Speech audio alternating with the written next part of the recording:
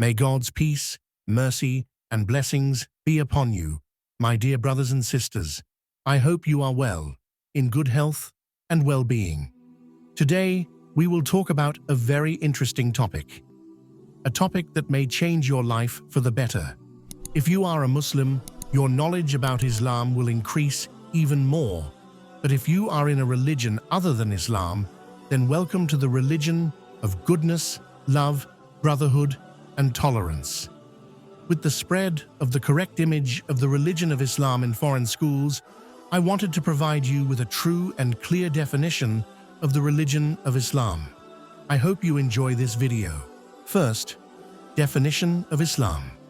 Islam is the religion of God Almighty, which He has chosen for all humanity, and it is the seal of the heavenly religions. Below is the definition of Islam, according to scholars of language and terminology. Definition of Islam as a language. Islam is defined linguistically as submission, and complete obedience to orders. It is a derived word that means surrender or absolute obedience.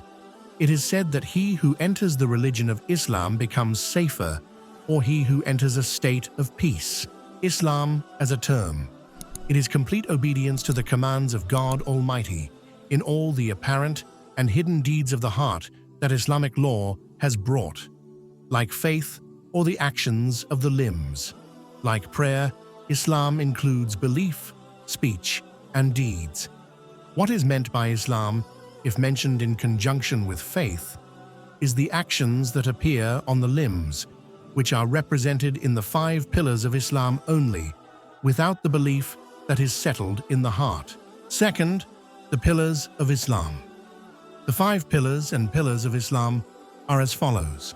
The 2 testimonies, which is that the Muslim utters the word, I testify that there is no God but God, and I testify that Muhammad is the messenger of God.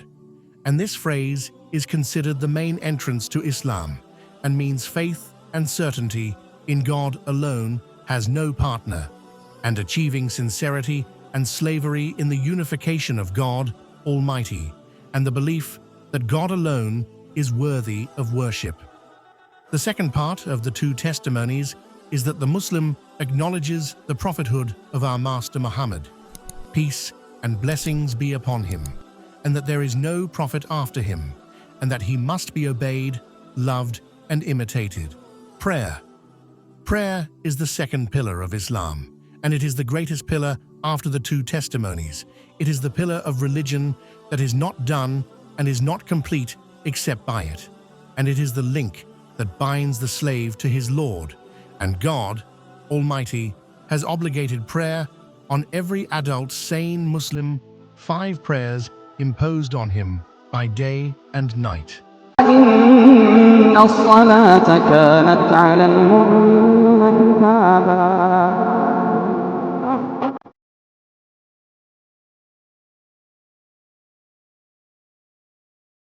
Giving zakat. Zakat is the 3rd pillar of Islam, and zakat is a language that means growth and purity, and it means taking out part of the money of Muslims by a certain amount and giving it to a dedicated category mentioned in the Holy Quran. And God Almighty has prescribed zakat to cleanse the soul of a Muslim from greed and miserliness. Zakat strengthens the link between the rich and the poor and purifies souls and blesses the wealth of the rich and doubles wages, and God Almighty has obligated zakat in many Quranic verses. He said, Almighty, خذ من أموالهم صدقة تطهرهم وتزكيهم بها وصل عليهم إن صلاتك سكن لهم والله سميع عليم. Fasting Ramadan. Fasting Ramadan is the 4th pillar of Islam, and it is intended to refrain from food, drink, and sexual intercourse, sexual relationship between men and women, from dawn until sunset. And God Almighty has imposed the obligation of fasting once a year on every adult Muslim, sane and capable of reaching Him. whoever abandons fasting in Ramadan ungrateful and unbelieving.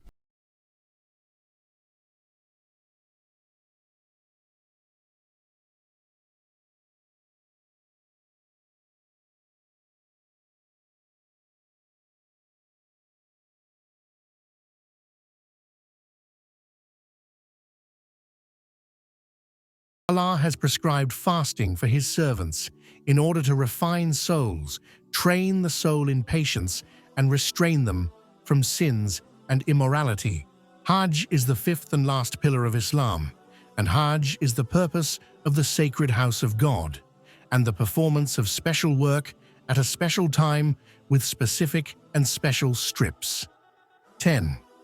God Almighty has obligated Hajj on the adult Muslim who is sane and financially well off once in a lifetime, and God Almighty has legislated Hajj for many judgments that are manifested in the meeting, strength, and unity of Muslims, and training oneself to endure hardships for the sake of Allah. He said in his hypothesis, وَلِلَّهِ عَلَى النَّاسِ حِجُّ الْبَيْتِ مَنِ اسْتَطَاعَ إِلَيْهِ سَبِيلًا